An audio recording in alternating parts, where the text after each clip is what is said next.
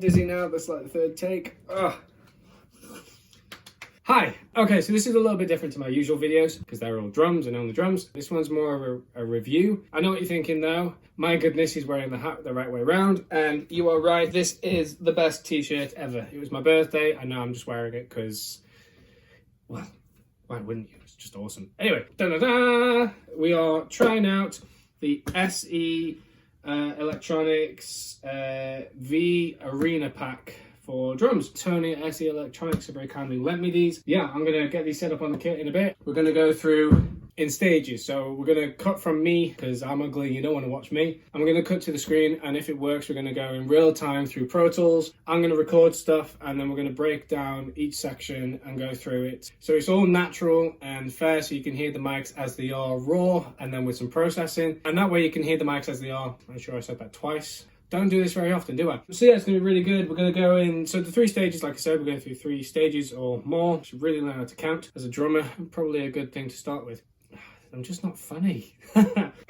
The first thing we're going to go over actually is the kick drum mic. Now that one I'm very interested in. On each side there's like some EQ settings that you can put on the mic. So a mid scoop and a high end scoop. It goes classic, modern, classic, modern. So I'm going to play the kick drum and we're going to go through the stages of the different combinations. I'm going to find the one that I like and then just do it as an isolated kick WAV file only. And then additionally to that, we're then going to record the entire drums raw on their own, and we're going to listen through and listen to that with no processing and with a little bit of EQ. And then at the very end, we're going to do a full mix and make it sound, you know, nice and pretty with the production as I can do to my best of my ability. And we're going to do it to a track. So you can hear them in context and the drums on their own, and then you can hear them in context with music. And for the music, we're going to do a mate of mine's track. His name's Rosalvo, good friend of mine. He very kindly spent 2 hours the other day whilst in Portugal, if not longer actually, on FaceTime to me, setting up these new lighting rigs to make my drums look nice and sexy. I think it's only fair to play his track. I don't know how long we're going to play. It might be all of it, might be a minute. We'll see how well I play for a start. Yeah, we'll do a mix and we'll get to it. So I'm going to shut up talking. I'm going to unbox these, going to set them up, take some pictures, record what I need to, and then we'll go straight into Pro Tools. Enjoy the review. Any comments, let us know. Definitely check out SE Electronics. Yeah, I'm going to shut up. Bye!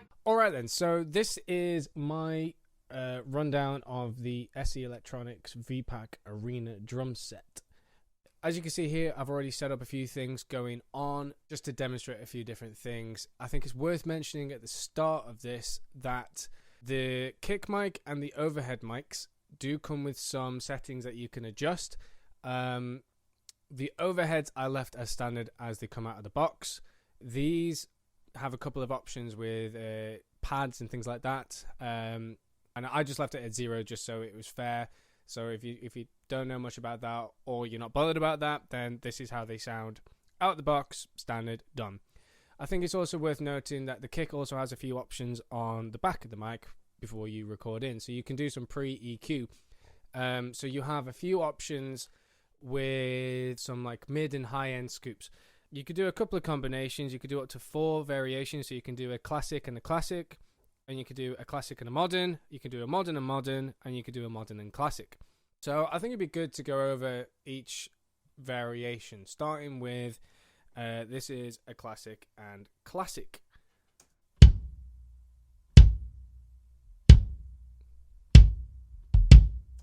Okay, so I really like that. Can do a lot with that. When I'm recording the mic for my kick, I like to listen to how it sounds pre-EQ, so I know what I can work with later for post-EQ.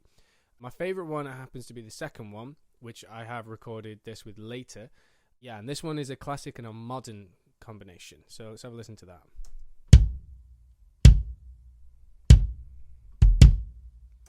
Cool, so I like that one. That one's got a bit more punch at the top end, keeping the low end a little bit warmer. Then you got the third one, which is modern and modern.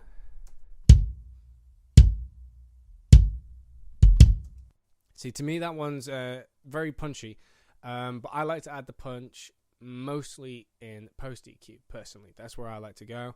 But again, yeah, it sounds great. And then you got the last one, which is modern and classic.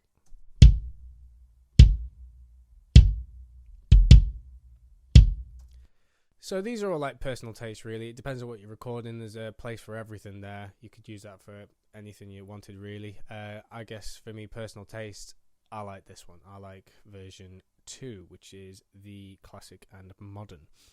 So let's just listen to that one again, and we'll just stick on some EQ here. So I've got it set up. As you can see, there's not a lot going on if I play it through this whilst looking at the spectrum here. So as you can see, all I've done here is boost some of the low end and the top end. The low end at 59 to 60 hertz, and then at the top end at around 6k. I've just cut the mids out and some of the top end and low end to clean up that muddiness that you're not really going to hear. But yeah, let's just give that a listen. Bypass it.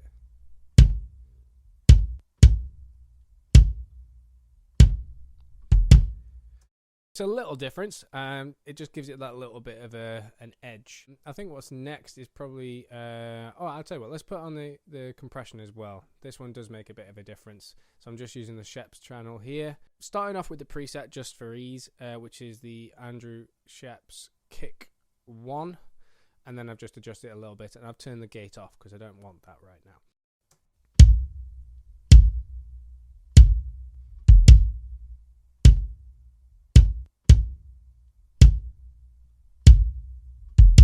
So yeah, that really does bring it out quite a lot. I think what's next is probably, it would be good to listen to a bit of a groove just so you can hear the entire drum set in context with the mics. So let's turn off the EQ and the compression again. As you can see, I have duplicated the same track twice. So you can listen to the drum recording with the bleed, and then you can also listen to it without the bleed on the tom mics. So yeah, let's just give that a listen.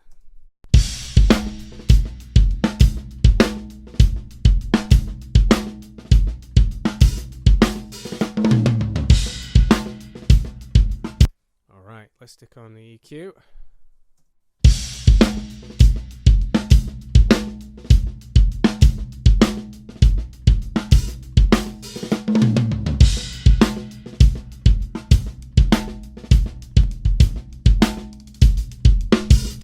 Cool, and then we'll also stick on the compression.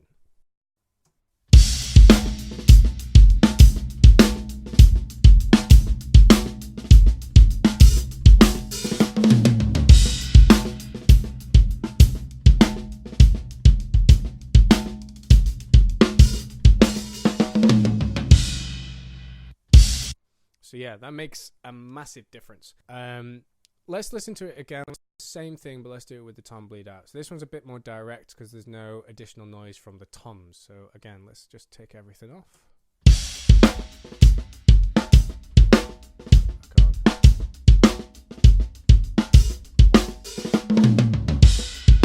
And with compression.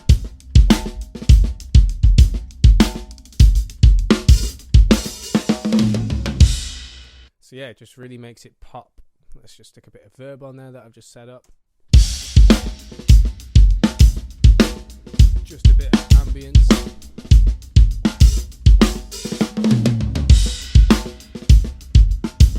Yeah, sounds great. I guess basically the point I'm trying to make here is I've done literally next to nothing. On the toms, there's just a little bit of a top end boost, cut a little bit of the lower mids, and yeah, they already sound banging. It sounds way better than any mix I've done with my mics previous, which is depressing for me because this already sounds better and there's not a lot going on. I guess that's all that's left really is playing it in context with some music to show how little work you have to do to make your drums sound wicked. So this is a track called Fractal Noise by a mate of mine called Risalvo. He's the guy I mentioned at the start of the video who helped me set up the lights for making my drums and videos look sexy, and this is off his album Radial Blur. If you haven't heard it or if you haven't checked it out, I would highly recommend it. Loads of stuff on there, and this is a really cool one in 7. So yeah, let's just give this a listen with the tom bleed in.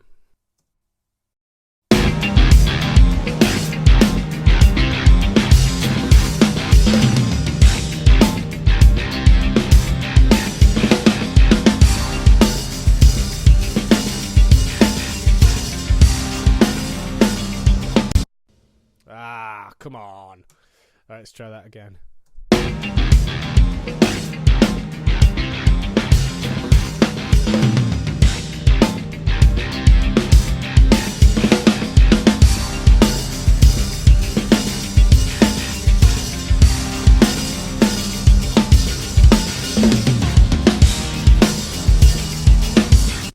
just sounds wicked. I think it's worth noting as well what this red one is here. So this one is just another mix that I've done to show what it'd be like with a little bit more going on, with a bit more auxiliary channels, doing a little bit of boosts with some like CLA drums and some more compression and some distortion on the overheads and a bit more gating on the snare. So I'll do a comparison of what that sounds like as well, because I've also chopped out the tom. So let's just have a quick listen to that, and then what I'll do is I'll end the video and I'll put a video of me actually playing this beat with all of this going on. So let's just mute the one with a little EQ and compression, and then we'll just show you. Let's just make that go on, and let's just show you what that's like together. So let's go from the same place. Right, let's listen to that.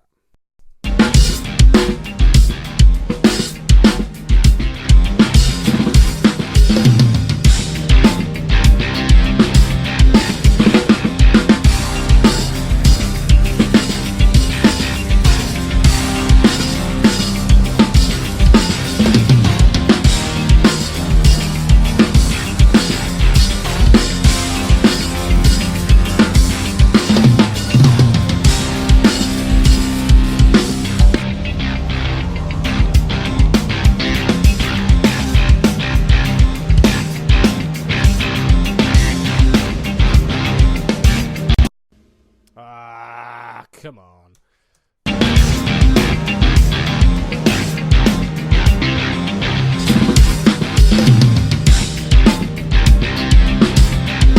So yeah, there is a difference between the two, obviously, because this one's got not a lot going on, but this one already sounds amazing. In fact, arguably, I think the snare possibly sounds better on the little EQ than it does on this one. So what I've done on this one, just so you can see what I've been doing and what I'm going for, I've duplicated the snare quite a few times, so you've got a few different combinations going on. I won't go over the full production of it because that'll take ages, and this is long enough as it is, and I'm quite boring to listen to. Tell me which mix you prefer. Do you prefer this mix or do you prefer this mix? Other than that, I think I'm going to wrap this up because I've done this 4 times now, and every time Pro Tools has not liked me doing it, and that is super annoying. So I'm going to shut up and end this video. But yeah, if you like this kind of video with the screen recorder Pro Tools showing me how the sound and the mixing and blah blah blah, let me know, because I've never done this before. Also, I'd like to say a massive thanks again to SE Electronics for the drum mic set, and Tony at SE Electronics as well for making it happen. Other than that, hope you enjoyed it. Hoping it wasn't too mundane and boring, and I shall see you next time.